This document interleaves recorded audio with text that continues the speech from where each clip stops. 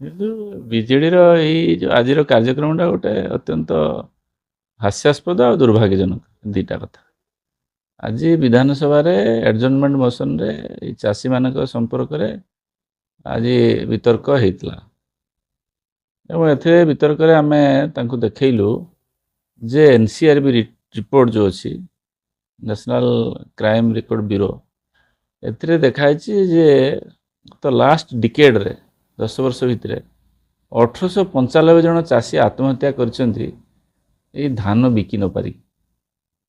ଯେମାନେ ହେଉଛନ୍ତି ଚାଷୀ ହତ୍ୟାକାରୀ, ଯେମାନେ ଚାଷୀଙ୍କ ପାଇଁ ଯେମାନେ କିଛି ବି କରୁନାହାନ୍ତି, ସେମାନେ ଆଜି ରାଜରାସ୍ତାରେ ନାଚୁଛନ୍ତି ପଲିଟିକାଲ ମାଇଲେଜ ବଢ଼ିବା ନାହିଁ। ପୋଷ୍ଟର ବ୍ୟାନର ଯେଉଁ କଥା କହୁଥିଲେ, ପୋଷ୍ଟର ବ୍ୟାନର କୋଉ ଆଣୁଛନ୍ତି ସାର୍? ପୋଷ୍ଟର ବ୍ୟାନର ସବୁ ଚଉତା ହେଇକି ରଖା ହେଇଥାଏ, ସବୁ ଭାଙ୍ଗ ପଡ଼ିଯାଇଛି।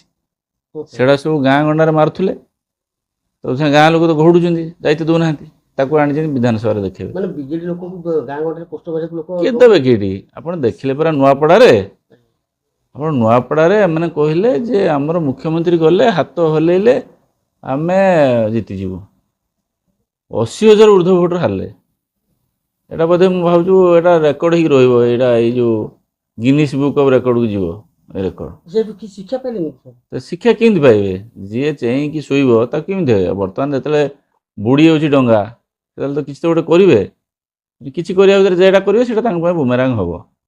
ଆଜି ଆପଣ ଦେଖିବେ ଯେମାନଙ୍କ ପିରିୟଡ଼ର 1895 ଚାଷୀ ହତ୍ୟା, ଯେମାନେ ଆତ୍ମହତ୍ୟା କରିଛନ୍ତି, ସେଠି ଗୋଟେ ସରକାର 18 ମାସ ଭିତରେ ଆପଣ ଚାଷୀ କୂଳଙ୍କୁ 15,000 କୋଟି ଏକ୍ସଟ୍ରା ଦେଇଛନ୍ତି।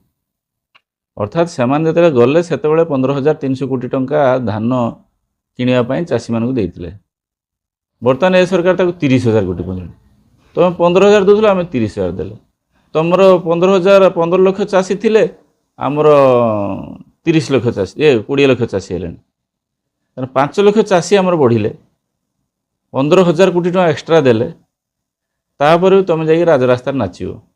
ଏମାନଙ୍କୁ ଆଉ କିଛି ଦିନ ପରେ ଅନ୍ୟ ପଲିଟିକାଲ ପାର୍ଟିମାନେ ଏମାନଙ୍କୁ ଭଡ଼ାରେ ନେବେ, ଏମାନେ ଯାଇକି ବିଭିନ୍ନ ପ୍ରକାରର ଯେଉଁ ଆନ୍ଦୋଳନ, ଯେ ସବୁ ରୋଡ଼ ଶୋ ଆଉ ସବୁ ପଥପ୍ରାନ୍ତ ସଭା, ଏଗୁଡ଼ା ସବୁ ତାଙ୍କର ଏକ୍ସପର୍ଟାଇଜ୍ ଅଛି। ଏଇ କାମ ପାଇଁ ଏମାନେ ବର୍ତ୍ତମାନ ଯିବେ, ଆଉ ତାଙ୍କର ଦ୍ୱିତୀୟ କଥା ନାହିଁ। ଏଇ ଯେଉଁ ଆନ୍ଦୋଳନଟା ଏଇଟା ଗୋଟେ ମାନେ କେବଳ ନାଟକ ବାଜିଥିଲା। ନାଟକ, ପୁରା ନାଟକ। ଆଉ ନାଟକ ନହେଲେ ଆପଣ ଆଜି ଯଦି ଚାଷୀମାନଙ୍କ କଥା ତ ତୁମେ ବିଧାନସଭାରେ ୱେଲ୍ରେ ଆସି କହୁଥିଲ, ଆଜି ଆଲୋଚନା ହେଉଥିଲା, ବସିଲନି। ସାର୍ ଆଉ ଗୋଟେ କଥା କହୁଥିଲେ, ବିଧାନସଭାରେ ଯେ ଆଲୋଚନା ହେବାକୁ ଅଛି ସେଇ ପ୍ରସ୍ତାବ, ଯେଉଁ କଥା କଂଗ୍ରେସ ମଧ୍ୟ ଉଠେଇଥିଲେ, ସେଇ କଥାକୁ ନେଇ ବିଧାନସଭା ଏଠି ରାଜରାସ୍ତାରେ କାହିଁ ନାଟକ କରୁଛନ୍ତି? ସେଠି ରାଜରାସ୍ତାରେ ଲୋକଙ୍କ ଆଗରେ ମିଛ କହିବା ପାଇଁ ସୁବିଧା ହେବ। ସେଠି ତ ହାଉସ୍ ଭିତରେ ତ ଡାଟାବେସ୍ରେ କଥା ହେବ ନା, ତେଣୁ ହାଉସ୍ ସେଠି ସତ ଧରା ପଡ଼ିଯିବ। ସେମାନେ କେତେ ଟଙ୍କାର ଧାନ କିଣିଥିଲେ, କେତେ ଚାଷୀଙ୍କୁ ପଞ୍ଜୀକୃତ କରିଥିଲେ, କେତେ ଲକ୍ଷ ଟନ୍ ଧାନ କିଣିଥିଲେ, ସେସବୁ ରେକର୍ଡ଼ରେ ଅଛି।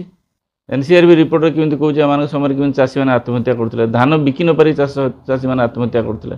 ଏମିତି ରେକର୍ଡ଼ ଆପଣ ଆମ ସରକାର ପାଉଛନ୍ତି। ତେଣୁ କାହିଁକି ଏ ପ୍ରକାର ନାଟକ କରୁଛନ୍ତି? ଦେଖିଲେଣି ବର୍ତ୍ତମାନ ଆଉ ତାଙ୍କ ପାଖରେ କିଛି ସ୍ଥିତି ନାହିଁ। ପଞ୍ଚାୟତ ଇଲେକ୍ସନ୍ ଆସୁଛି, ତାଙ୍କ ଚେହେରା ଗୁଡ଼ା ଲୋକ ଭୁଲିଗଲେଣି, ତାଙ୍କ ବ୍ୟାନର ପୋଷ୍ଟର ଲୋକ ଆଉ ଦେଖୁନାହାନ୍ତି। ତେଣୁ ବର୍ତ୍ତମାନ ଏ ନୋଟିଂ ଆପଣ ଆଜି ଦେଖିଛନ୍ତି ଯେ ଆପଣ ତ ମିଡ଼ିଆରେ ଏତେ ଦିନ ଧରିକି ରହିଛନ୍ତି। ଆପଣ ଭୁବନେଶ୍ୱର ଆଜି ଯେ ତାଙ୍କର ସଭା ହେଇଥିଲା, କେତେ ଲୋକ ଥିଲେ? ତା ଦେହରେ ଚାଷୀ ଥିଲେ? ଚାଷୀ କିଏ? ଚାଷୀ ଯଦି ଆପଣ କହିବେ, ଚାଷୀ ହେଉଛି ଗୋଟେ ପଞ୍ଜୀକୃତ ଆଉ ଇଲେକ୍ଟେଡ୍ ବଡି। ସେ ଚାଷୀ କିଏ? ସେ ହେଉଛି ଗୋଟେ ପ୍ୟାକ୍ସର ବୋର୍ଡ଼ର ଡାଇରେକ୍ଟର। ଏମିତି ପ୍ରାୟ 41,500 ପାଖାପାଖି ଡାଇରେକ୍ଟର ଅଛନ୍ତି, ଯେମାନେ ହେଉଛନ୍ତି ଚାଷୀ। ଯେମାନଙ୍କୁ ଗାଁର ଚାଷୀମାନେ ତାଙ୍କର ନେତା ବାଛିଛନ୍ତି। ସେ ପ୍ୟାକ୍ସ ଗୋଟେ ଆସେମ୍ବଲି, ତାଙ୍କର ପ୍ରେସିଡେଣ୍ଟ ହେଉଛି ତାଙ୍କର ମୁଖ୍ୟମନ୍ତ୍ରୀ। ସେ ହେଉଛି ଅଟୋନୋମସ୍ ବଡି, ସେମାନେ ଯାହା ନିଷ୍ପତ୍ତି କରିବେ ସେ ନିଷ୍ପତ୍ତି ଚାଲିବ। ତ ସେଗୁଡ଼ା ସବୁ କାହା କଣ୍ଟ୍ରୋଲ ଅଛି? 2022 ମସିହାରେ ଯେତେବେଳେ ପ୍ୟାକ୍ସର ଇଲେକ୍ସନ୍ ହେଇଥିଲା, ସେତେବେଳେ 41,500 ଡାଇରେକ୍ଟର ହେଇଥିଲେ, ସେତେବେଳେ 40,000 ତାଙ୍କର ଥିବେ। ତ ସେମାନେ ତାଙ୍କୁ ବୁଝୁନାହାନ୍ତି ତାଙ୍କ କଥା। ସେଇମାନେ ନାଟକ କରୁଛନ୍ତି, ସେମାନେ ସେଠି ଡାହାଣୀ ହେଇକି ସେଠି ନାଗୁଛନ୍ତି, ଏମାନେ ଆସେମ୍ବଲିରେ ଗୁଣିଆ ହେଇକି ଫୁଙ୍କୁଛନ୍ତି। ରାଜ୍ୟବାସୀ ଜାଣିଗଲେଣି ଡାହାଣୀ କିଏ, ଗୁଣିଆ କିଏ। ତ ସେଇ ସମାନ ଲୋକ, ଡାହାଣୀ ଯିଏ, ଗୁଣିଆ ବି ସିଏ। ନାଟକ ଚାଲିବେନି। ये जो 7 दिन धरिक कले या तांको भारी कीमत देवा पड़ो।